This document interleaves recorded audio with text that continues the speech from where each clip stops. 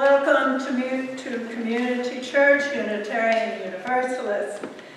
I am your worship associate, Reverend Jacqueline Luck. And it is a joy to be with you today. Community Church is a progressive, open-minded, and inclusive religious community. We welcome all who are on a spiritual journey, seeking truth and meaning. Ours is a faith in action as we do the work of social justice and elevate compassion in our quest to live ethically, recognizing the inherent worth and dignity of every being. Please look to your weekly email, your Community Matters email for further announcements. We are delighted to welcome to our pulpit today Sally Jackson, our long-term member, who has a wonderful message for us. Next Sunday, I've been asked to tell you that there will be a vegetarian potluck after the service, and Marilyn Malone has an announcement for us.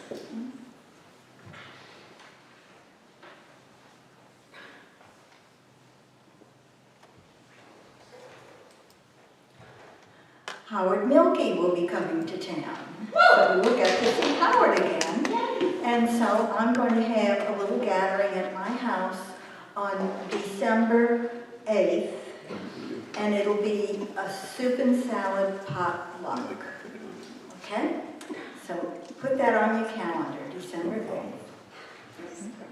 Oh, yeah, right. Oh, I didn't think of a time yet. How about 6 o'clock? Okay.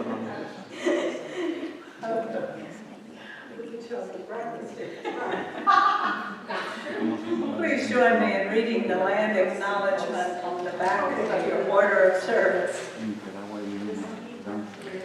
We acknowledge and pay tribute to the original inhabitants of this land. The city of New Orleans is a continuation of an indigenous trade hub on the Mississippi River, known for thousands of years as Oolong. We recognize that as a result of broken treaties and involuntary removals, Native Americans were often forced from their lands. We remember and pay respect to the communities impacted by these actions. Native peoples have lived on this land since time immemorial, and the resilient voices of Native Americans remain an inseparable part of our local culture. With gratitude and honor, we acknowledge the indigenous nations that have lived and continue to thrive here. As our custom, to light a chalice invoking hope and eternal truth to our worship. Please join us in singing the words of the chalice lighting. We light this flame. They're in your order of service.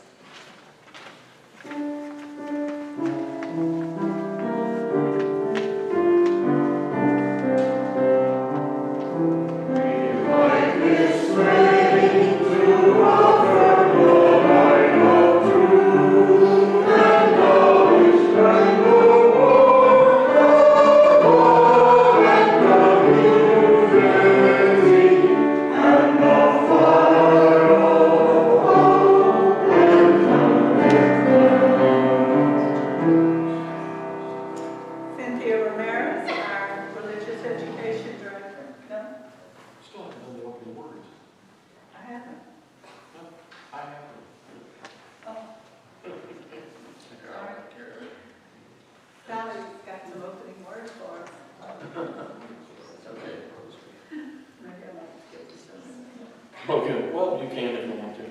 Okay, I'm going to tell you that this is not your usual TDOR, it's Transgender Day of Remembrance. In a typical TDOR ceremony, there would be candles, lots of candles. Candles for each of the transgender people murdered since the previous TDOR. And that one year, hundreds of candles. So often we just have candles for those in the U.S. It saves time. And who cares about the number being exponentially larger in Brazil each year? We do. The first one I ever attended here in New Orleans was typical. A few speakers, the reading of the names of the victims of these hate crimes, and extinguishing the candle as the name was read. It was very depressing. It is a depressing subject, but a couple of years later, the newly formed Louisiana Trans Advocates Association took over the project with the president, Elizabeth Jenkins, for that statewide organization. She was in charge of the New Orleans event, and with the help of Donna Jean Loy, the group's treasurer, they reversed that process from extinguishing their candle to lighting their candle as the name was read. The idea being to change from being mourning the loss of the life to celebrating the lives that had been lived. Reverend Jim Vanderweel was one of the speakers, and he helped set that tone. Today will be no numbers, no names, no candles being lit or snuffed out. Just an attempt to offer a better understanding of what it is to be a transgender person in our society. I would love to present this message to a group that needed to be made aware that there is a problem. But in this group, maybe I can help you better understand why some seemingly trivial things can be devastating to some of us. To explain how some of the legislation being enacted around the country can be much more devastating than you might think. I refer to this as moving from the time I grew up in as a time, unenlightened time, where you couldn't get the information, to moving to a time of willful ignorance.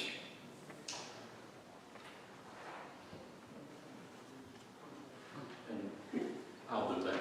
And now it's time for our religious education director, Cynthia Rodriguez. Ramirez, I don't have any notes. Give me a break. I've been gone for 2 weeks.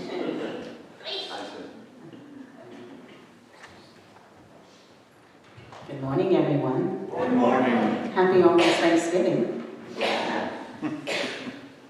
So I'm going to read to you. It's called Perhaps the World Ends Here by Joy Harhoe. The world begins at the kitchen table.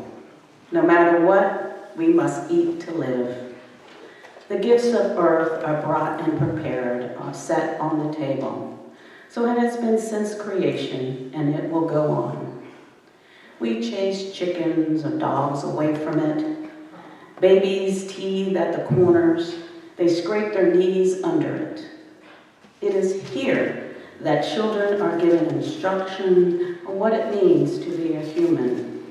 We make men at it. We make women.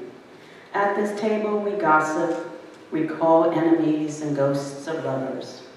Our dreams drink coffee with us as they put their arms around our children.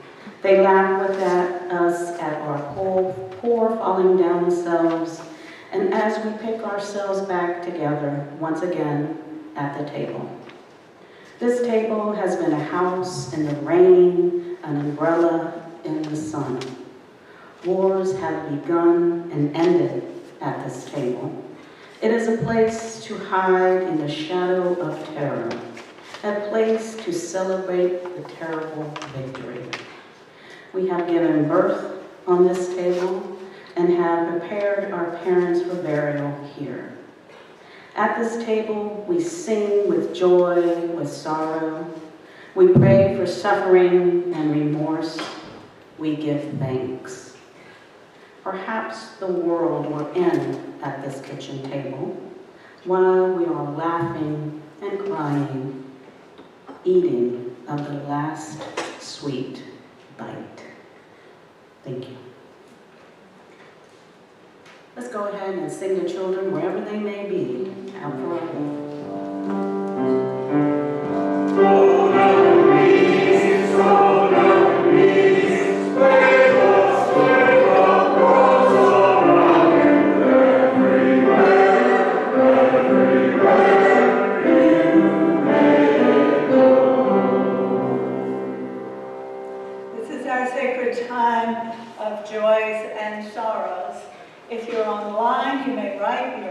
joys and sorrows in the comment section to be read aloud. In person, you may write them on one of the cards that the greeters are passing out right now to be read, or you may come up to the microphone to share your personal joy or sorrow. Please remain seated as we sing a hymn. Though we don't agree, it's actually an anthem. They don't have words to it.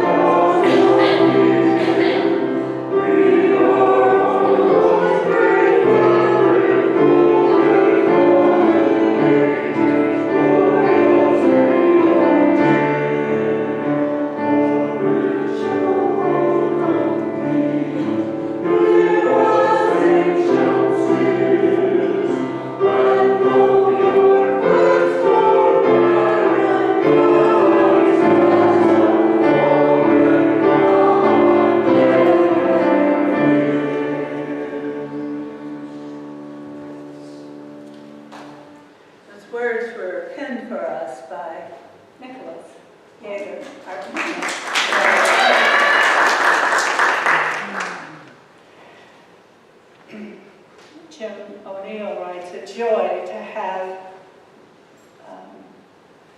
to not have been visited by a hurricane this year. Hallelujah.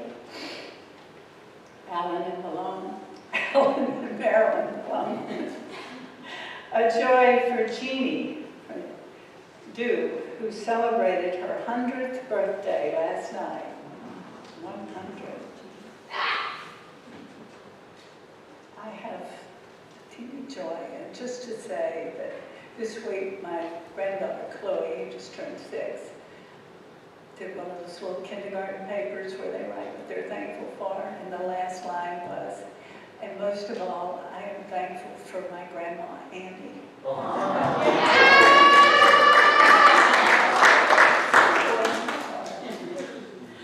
Is there anyone else? Yes, Heidi. And, okay. Stella, Heidi, and Carol. You go first. Go ahead. We're too polite in this church. So I have two joys. One, yesterday I was in East Jefferson Library looking at cute little gift shops, which has very inexpensive things. And this lady was looking at stuff and said, oh, I wish I could afford this cross. And I said, I looked at the price and it was really inexpensive. And I said, I'll buy it for you. And then all of a sudden people just stopped and they were shocked.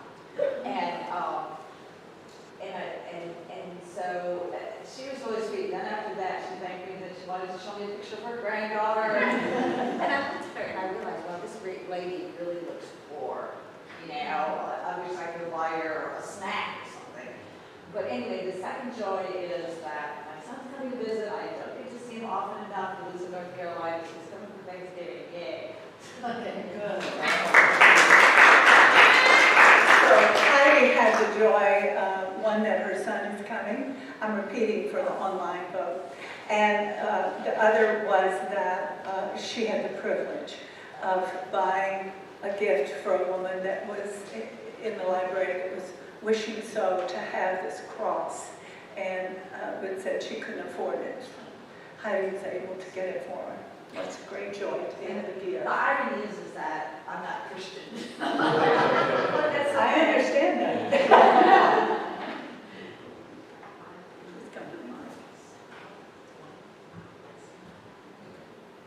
Good morning. Buenos dias. Buenos dias. I was born in Honduras, a little tiny triangle between Belize, Honduras, and Guatemala, practically in the jungle. I'm a jungle boy, and that's what they call me.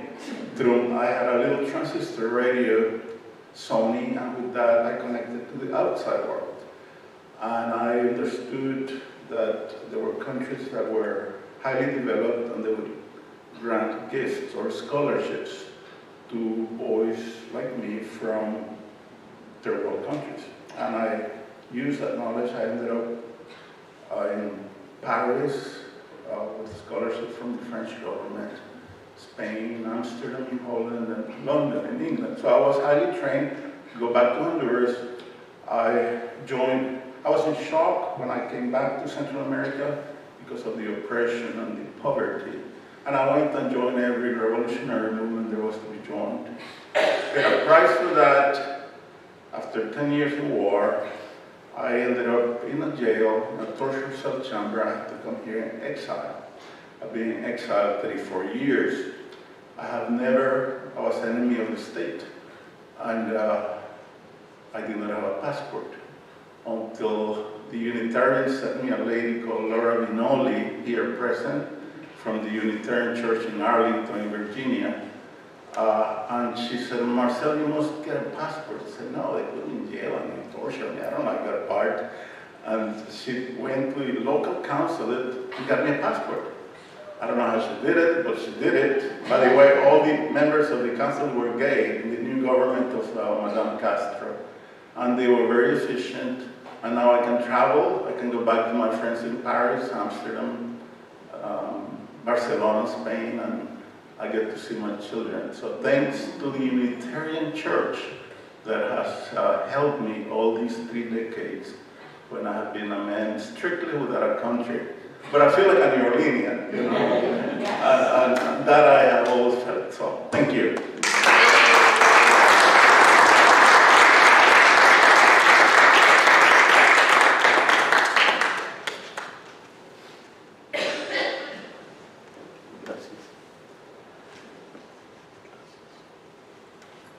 I did have one joy I wanted to mention. Now I have 2. One of our long-term members, Layla Figio, is here. She hasn't been here in a long time. She's been doing a lot of work on Sunday. And also, Marcel. I found this article from 2013 because I'm a pack rat. And I copied it for you. And it was right after your accident and losing your home and the breakfasts that we helped you serve to workers. So I have this copy for you. Thank you. Thank you.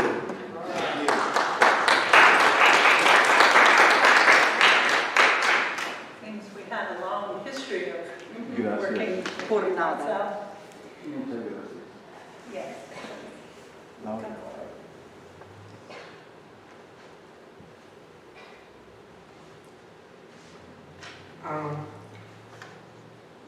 I have a joy. He's the U.S. Secretary of State, Antony Blinken.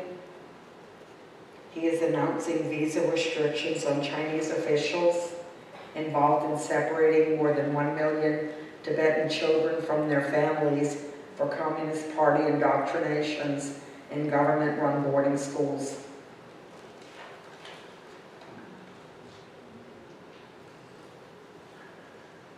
Indeed. We light 2 more candles, one for the joy still bubbling left, too new to share, and one for the sorrows that we cannot yet put into words. Know that we hold you in our hearts. So we have 1, 2, 3, get 5, 6.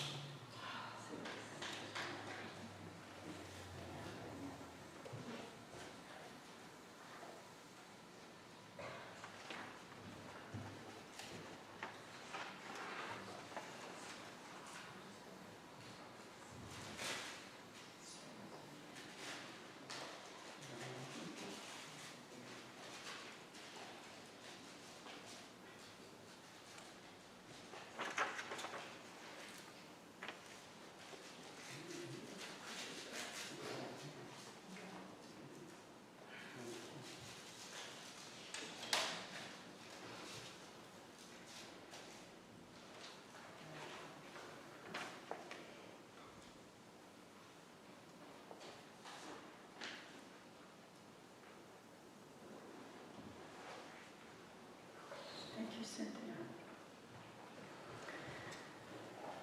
Community Church, as you well know, is a self-sustaining congregation. Members and friends' generosity help us do the sacred work of bringing justice, spirituality, and compassion to our community and beyond. You can give online at ccunola.org/stewardship.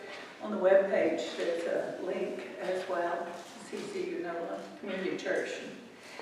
Or by text at 504-370-2659, and then text give. And you have an opportunity to share this morning.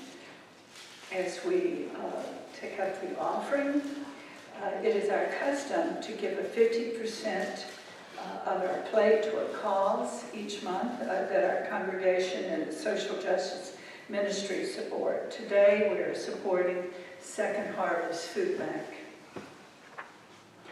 Second Harvest Food Bank leads the fight against hunger in South Louisiana by providing food access, advocacy, education, and disaster response. I'm sure they need a lot of help right now, Thanksgiving, the holidays. We will receive offering. Our offertory is 109 as we go marching, marching.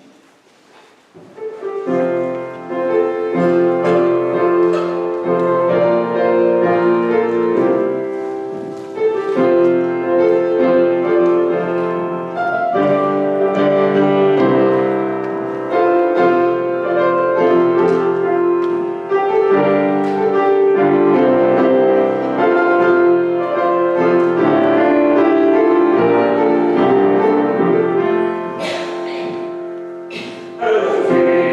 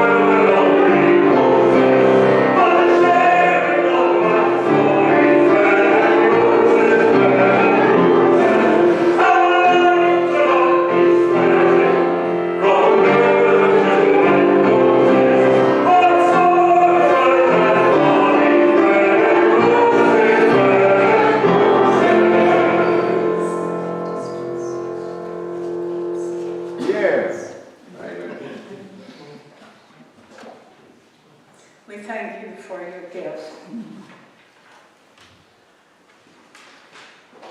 I just want to say one thing, kind of a subtle line. Thank you for Nicholas. I love your enthusiasm. You have an amazing voice. I love hearing you play piano. Can you handle it?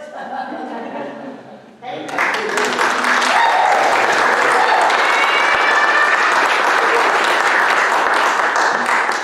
Sally has a reading for us.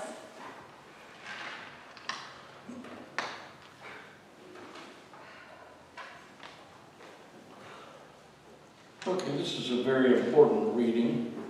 It's by the very serious author, James Thurber. And it's from his collection of fables for our times.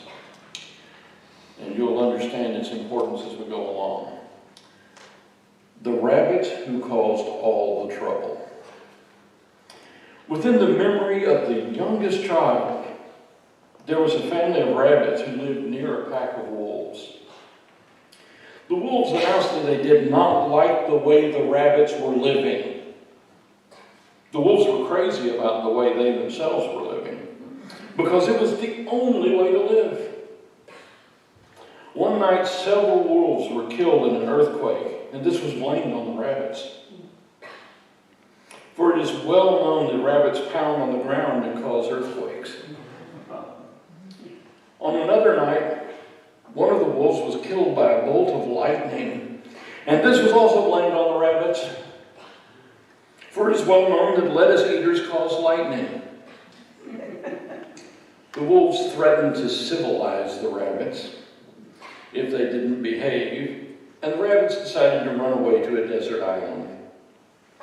But the other animals, who lived at a great distance, shamed them, saying, "You must stay where you are and be brave. This is no world for escapists. If the wolves attack you, we will come to your aid, in all probability." So the rabbits continued to live near the wolves, and one day there was a terrible flood, which drowned a great many wolves. This was blamed on the rabbits, for it is well known that carrot nibblers with long ears cause floods.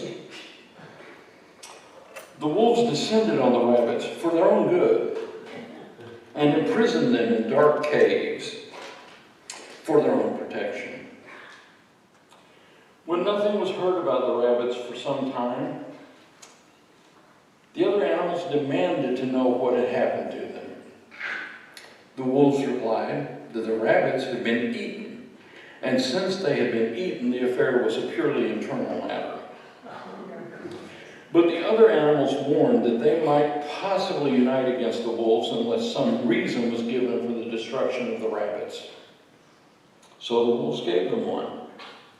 They were trying to escape, said the wolves, and as you know, this is no world for escapists.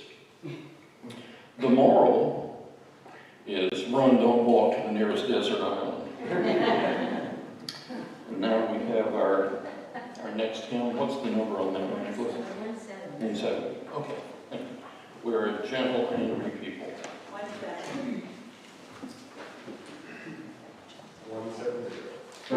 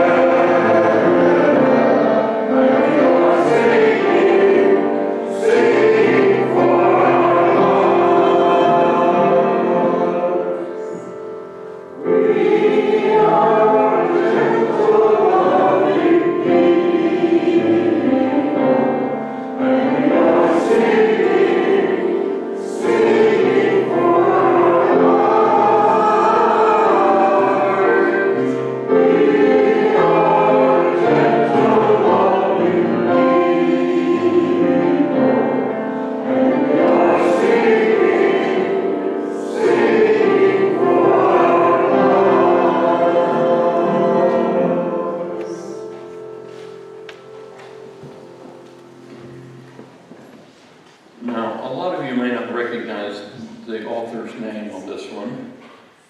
It's pronounced differently according to who is pronouncing it, because it's Geoffrey, so it's either Joffrey or Jeffrey, or kind of halfway in between, like the man himself did it. He introduced himself as Geoffrey Lewis, made it easier. He was an actor, noted for, well, his most famous role. He sat on the other side of Clyde the orangutan from Clint Eastwood in Every Which Way But Loose. So that's his main acting credit. He did a lot of other good stuff, but he was also a master storyteller.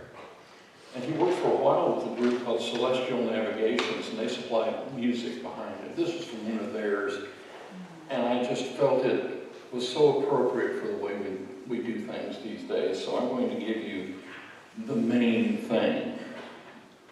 Remember, this is from a storyteller, so we've got to do storytelling style. Why didn't you do it? Why didn't you do it then? You had it planned out, made some moves on it. You're into action and enthusiasm. Then you set it aside. Now you only think about it when you sit back and relax and look into the past and say to yourself, I'm going to do it. I'm going to pick up where I left off and I'll do it. One of these days. One of these days. Why not do it now? Do it now. It's not too late. It's never too late. That's what I told this guy. He was sitting on his veranda, looking down over his lawn, 600 acres of grass. Down to the river, there were weeping willows. And behind them, a white fence with some horses behind it. He just finished playing tennis, sitting with his friends, yucking it up on them, kicking back, enjoying life, as they say. The guy had it made. Nice family, sparkling friends. But I'd known him when he was younger. When he was a young man, with his dreams swirling around in his brain. And he said, I got it. I know what to do with my life. I'll do this, then this, and then this. Then I'll put them all together and do that. I said, hey, great. Why not just do that? No, I can't just do that. I've got to do this. Move this. Get this, and then I'll put them all together, and then I can do that. He'd run off in 3 different directions, his mind swirling with all kinds of ideas. A real worker, full of action and enthusiasm. Went through 2 wives because they didn't share his enthusiasm, but he never did the thing. He never did the main thing. He never did it. This was going great. This was fully developed. This was a work of art. But he never did that. I haven't seen this guy in, 3, 4 years.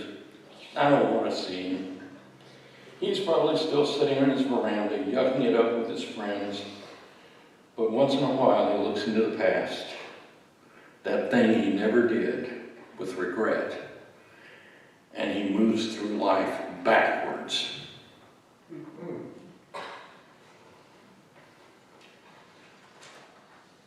Okay. I called this sermon, a few things more important to know and remember than just how many were killed in the past year. I'd like to start by saying that I am not the spokesperson for the transgender community. We don't have one.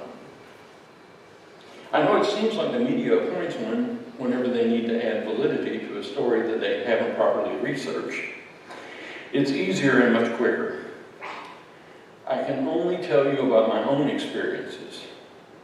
I know a good deal more about what others have experienced, but the main thing about support groups, is that everything that is said in one has to remain within that group.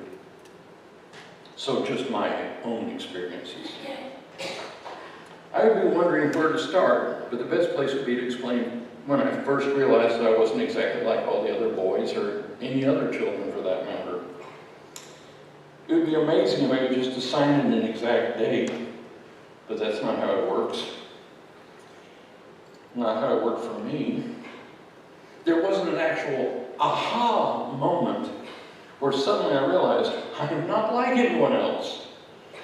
It'd be even better if I had known what it was called, or even better just to know that I wasn't completely alone. To the best of my recollection, I was becoming aware of being different, feeling out of place all of the time before my 5th birthday. It was reinforced on my first day of school. I started before my 5th birthday because I was just about a week shy of my birthday, and amazingly enough, even in those dark days, all you had to do to circumvent an established school policy was to simply pay an extra fee. To start ahead of your age group meant paying that each year of elementary school. With it only being a few days before my birthday, you wouldn't think that it would make that much difference. But everyone born after the start of school, who didn't enroll early, they didn't enroll until the following year. So everyone born in September, October, November, and December were a year behind me. So I was a year younger than most of my classmates. This would always be a bit off for that aspect of being alone. The feeling of isolation is completely understandable when you're aware that everybody's a year ahead of you. But add to that the fact that you're presenting to the world as the person they want you to be. And you can only feel like yourself when you're alone. Society helps to reinforce those feelings of isolation. I'll explain that. Things took a strange turn from the very first day. They divided each class into 2 groups, male and female. Well, this was always a problem. I never really felt that akin to the males that I knew. It seems that one of the things that we instill in young men from the very earliest days is a societal norm is that men compete and women cooperate. It seems that as the smallest child in the class, it would make sense to want to cooperate more than compete, male or female, but unfortunately that's not the way societal norms are set up. I'm not really certain why we call them norms when there's nothing really normal about them. Somebody said, this is the way it ought to be, and everybody else said, okay, and that's the way it's been, and always shall be. There's really no need to discuss anything about changing societal norm because they've been that way for centuries. Not really. Societal norms are just what we've decided to assign to people. In the days of the cavemen, if women had been larger and more muscular, they would have been the hunter-gatherers.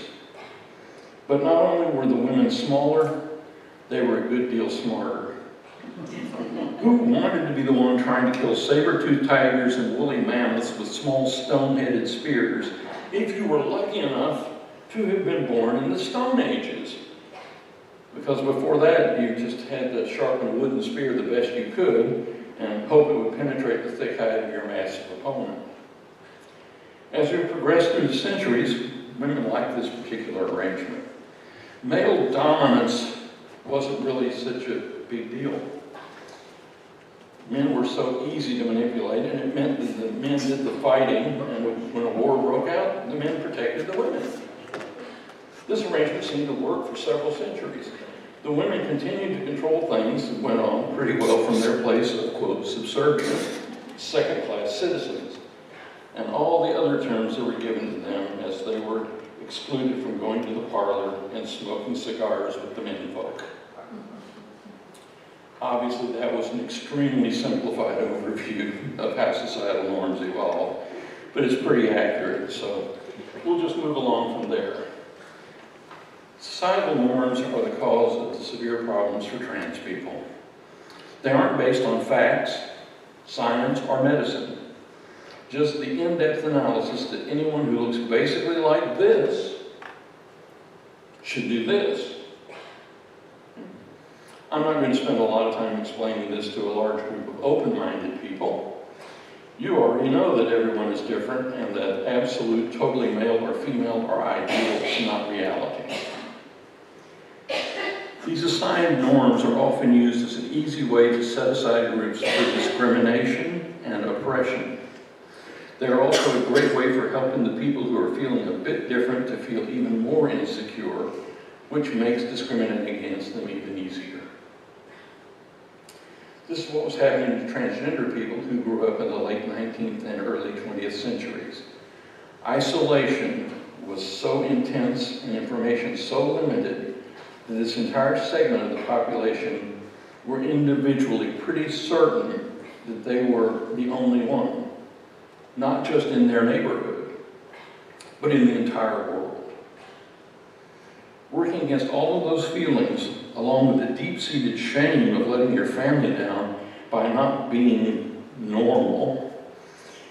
But don't worry, because the wonderful, loving faith communities of the day were quick to step in and add perversion and abomination to the descriptive terms when discussing a transgender child, usually in front of the child.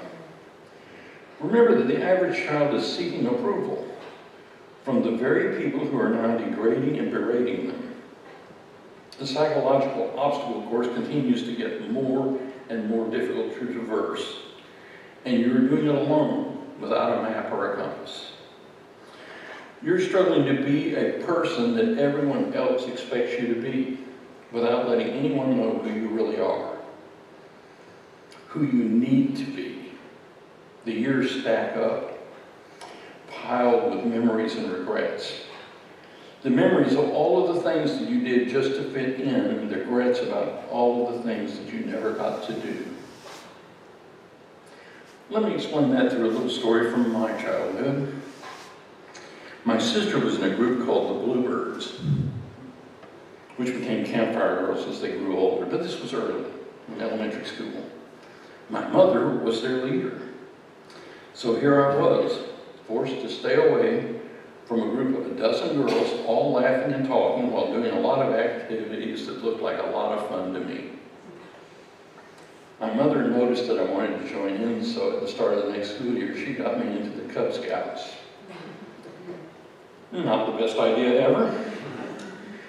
Leaving aside the fact that none of their activities were remotely like the ones I wanted to take part in, let's just focus on the fact that I was the smallest kid in my class, and now I would show up in those cute pseudo-military blue uniforms with the beanie variation of the baseball cap every meeting day. Any bully who hadn't recognized me yet and zeroed in on me by now, they could see me easily thanks to my nicely pressed blue bully me suit. So noticeable that a bully me sign was completely unnecessary. I will admit that the Cub Scouts taught me a number of valuable life lessons. Unfortunately, none of them came from the handbook or the planned activities directly. I learned that the world was unfair. Sometimes the deck is stacked against you, and that cheating has its rewards. You may have noticed that these principles have survived the test of time. These are horrible lessons that so many people in need of some sort of affirmation, any form of acceptance would be welcome because they're desperate to be seen and allowed to be themselves. They really do not need this. When you're hiding from everyone, it'd be so nice to get an award for something, anything. The Cub Scouts should be that place, merit badges. But there is the problem.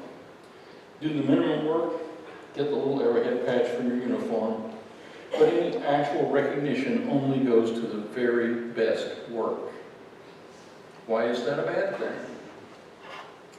Let's take an early example.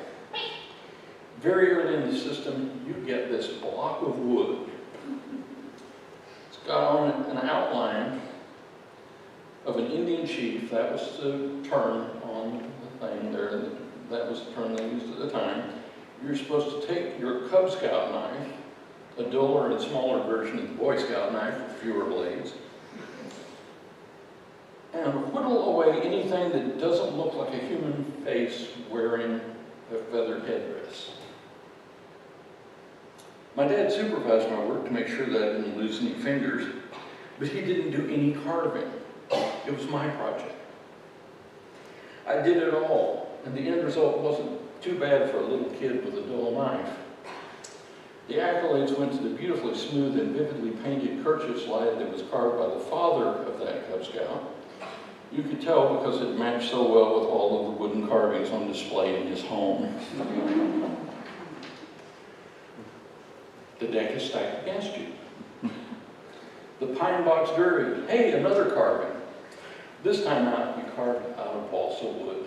Yay, much easier. I made a cute little race car using only the items supplied in the kit and some blue mottled dough. I don't know if all of you remember what that was.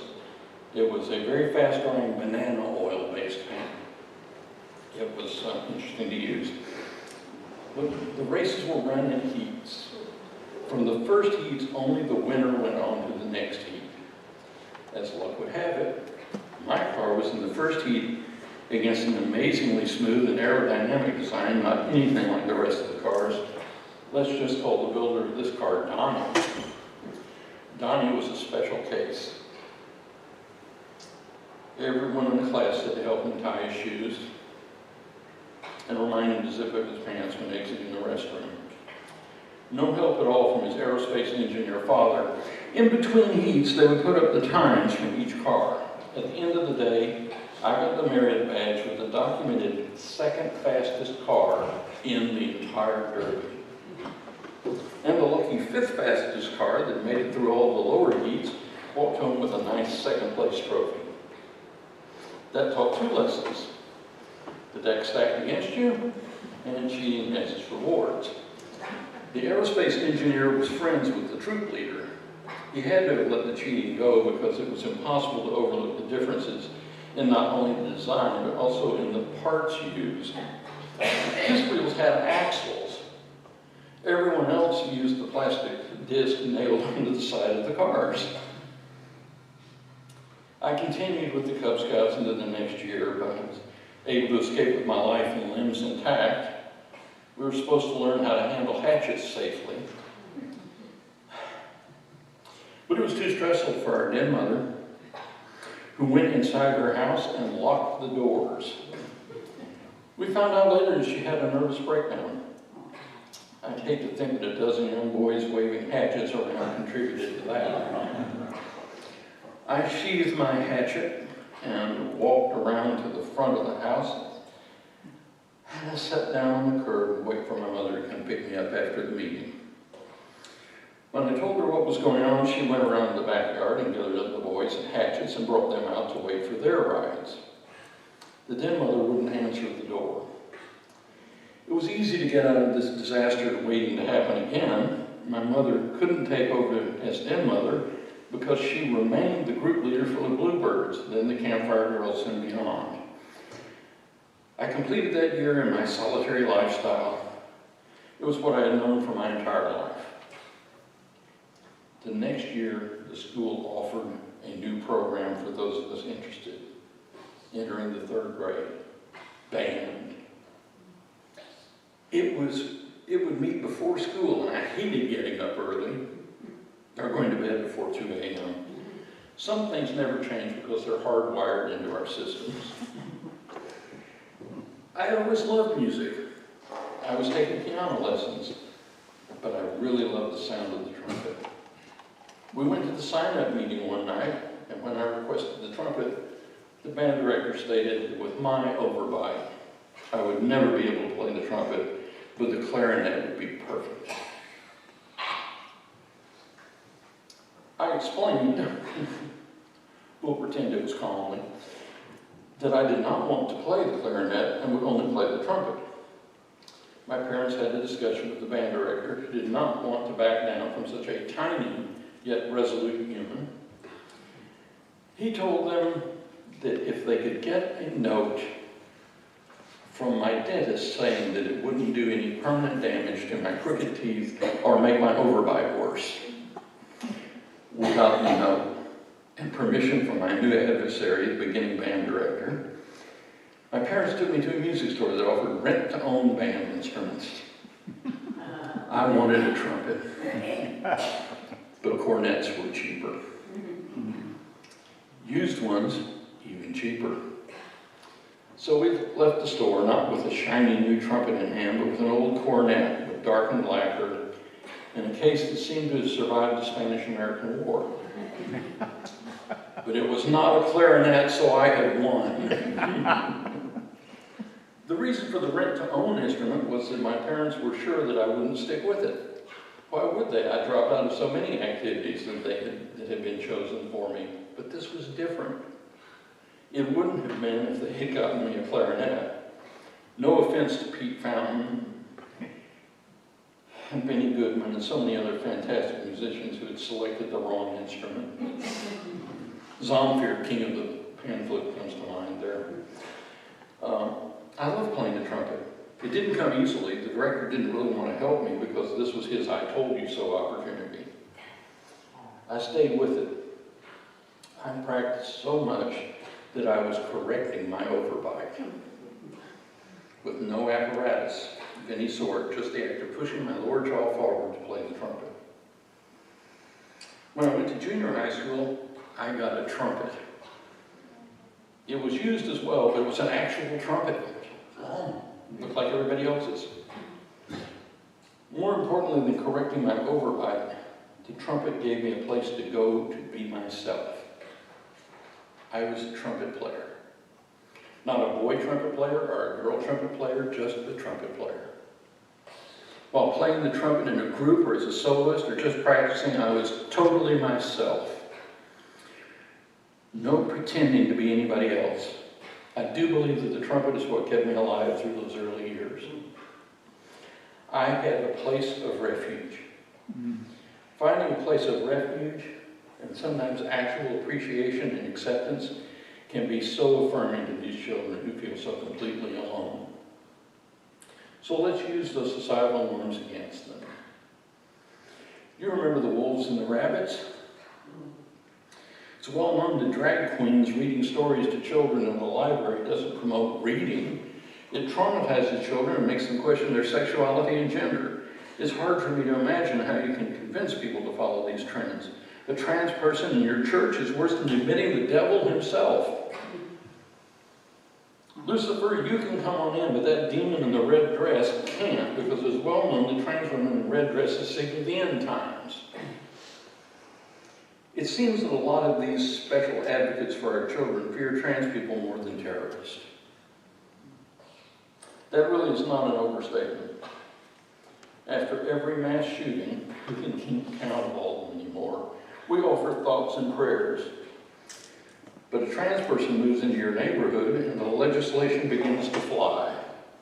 No actual research is done. Just innuendo is enough.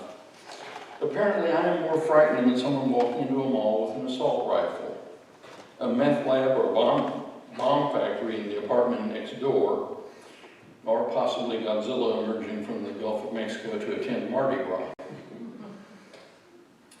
So we are reversing all the progress made over the last 70 years. A cynic, defined by me as someone who pays attention, would say that it is all in payback for marriage equality. It is. Just as reversing Roe versus Wade was a payback for the women's rights that have been awarded, and voter redistricting and registration changes are to roll back the rights given to the non-whites. Racism dies slowly too, but it has so many variations that a lot of people don't notice until it has already been done. I want you to think about the second reading for a moment. Our new legislations are designed to force the children to work on this thing over here, to get this thing working and get this functional, so it can all be put together, but never ever allow them to even talk about the main thing until after the devastation of puberty. Some of you may be old enough to have forgotten how devastating puberty can be. I remember because I had to go through it twice, and the last time was less than 14 years ago. It wasn't as devastating as the first one because this time it was the correct one for my mindset. That's the hardest part to understand if you aren't transgender.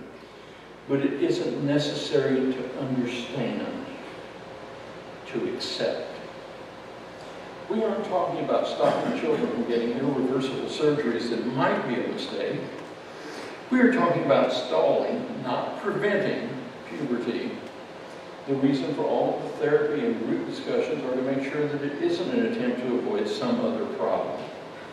It has been working pretty well for the past 30 years or so. Just like vaccines, ignore the science, ignore the doctors, and listen only to the largely apocryphal stories from the source of all truth, the internet. Imagine being told as a child that you cannot search for who you are. The basic question for so many of us. The answer is clearer for some than others, but the answer is still the goal and often the driving force behind everything that we do. Let's look at it from this viewpoint. Again, mine. I'm going to alter the lyrics to a very popular song from a while back. It is appropriate in more ways than just because I went to the same high school as the performer. She was born in the summer of her 57th year, coming back to a place she'd never been before. She left yesterday behind her. You might say she was born again. You might say she found a key for every door. Looking at the amazing amount of legislation to stop this horrible threat of the transgender takeover with the obvious agenda of living their lives in their own truths, we are faced with a very old quote attributed to so many different statesmen and ministers. Unitarian philosopher John Stuart Mill was one, but more likely the British statesman Edmund Burke. Makes the most sense. He lived and died almost 100 years before the others. Whoever said it first doesn't matter. The truth of it lives on. The only thing necessary for the triumph of evil is for good men to do nothing. We have opportunities to do something. Let's not allow the triumph of evil. Let's do something. Vote, talk to your representatives, and just hope that someone will be open-minded enough to listen. Let's not force these kids to live their lives looking back at what they didn't do with regrets and live the rest of their lives backwards.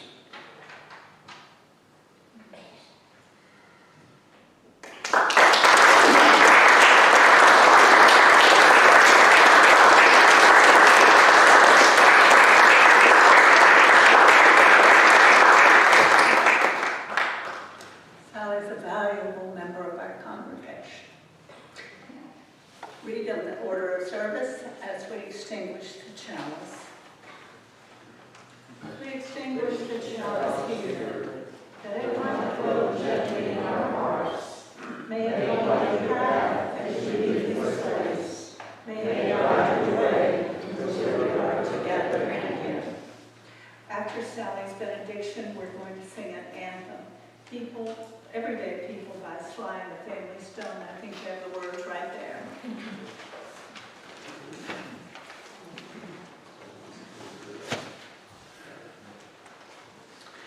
As we leave this space and continue out into the world, let's live our lives forward, without regret about all the things that we didn't do in our past, looking forward to doing the main thing, not getting distracted by everything that the world throws at us.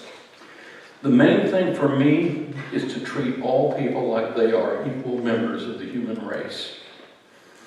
Go in peace, shalom, namaste, salam, and aloha. Amen. Okay, everybody have their piece of paper on your seats, maybe? No? Some do. Some do? If you can find one of these, or share. I only printed 15 out, so. Okay, here we go.